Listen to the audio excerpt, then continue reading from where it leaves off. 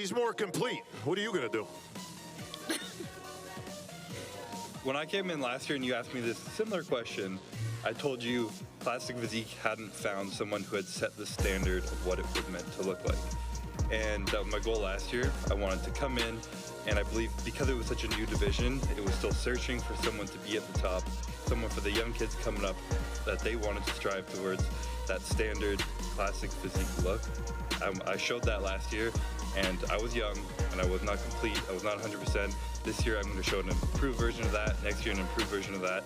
And that's exactly what I'm going to do. I'm going to show you guys what the standard of Classic Physique is and what's going to be in the future, and I'm going to set it. Now, excellent, Chris.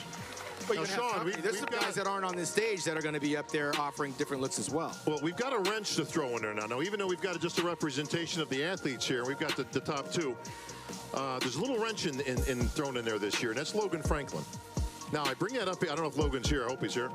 But Logan has emerged as a strong contender for this title. He had a great year.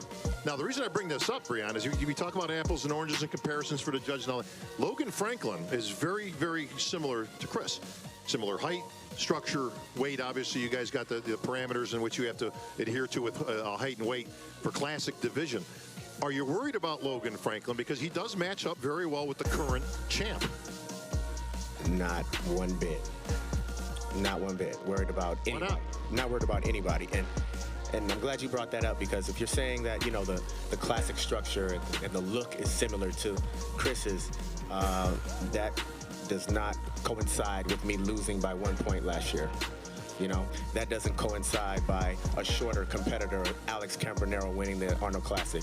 That doesn't coincide with Terrence Ruffin coming second at the Arnold Classic, a shorter competitor, shorter than me. He's shorter than Sean, I think, and that's hard to do. So for everybody out there talking about Classic is going in a certain direction, taller direction, this and that, think about all that. Think about all that, and that's... I want you to think long and hard about all that. And then, you know, the tides are going to turn again Saturday night anyway to a shorter classic competitor in Breon Ansley.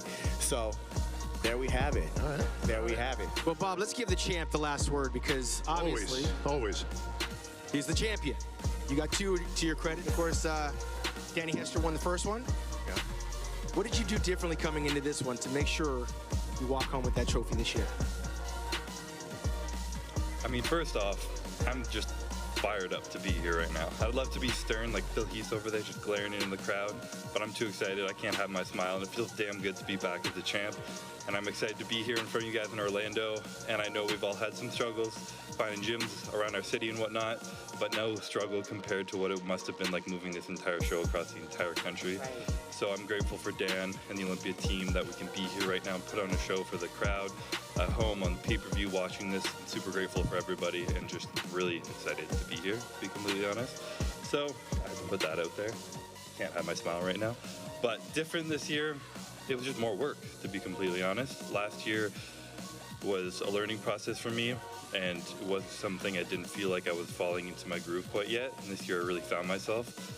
I got some advice from the champ himself, the GOAT, Phil Heath, and it was exactly what I've been doing this year. He told me to get to know Chris the man, not Chris the bodybuilder. Exactly what I'd been chasing throughout the year. I kind of got more in touch with myself, my mind, my mindset. COVID definitely helped with that, putting some focus on kind of internal stuff rather than external, and everything just falls into place after that. So it's been something where I've been a lot focused on myself this year, my mental game, and it truly feels like I'm coming in here, I'm not competing against anyone.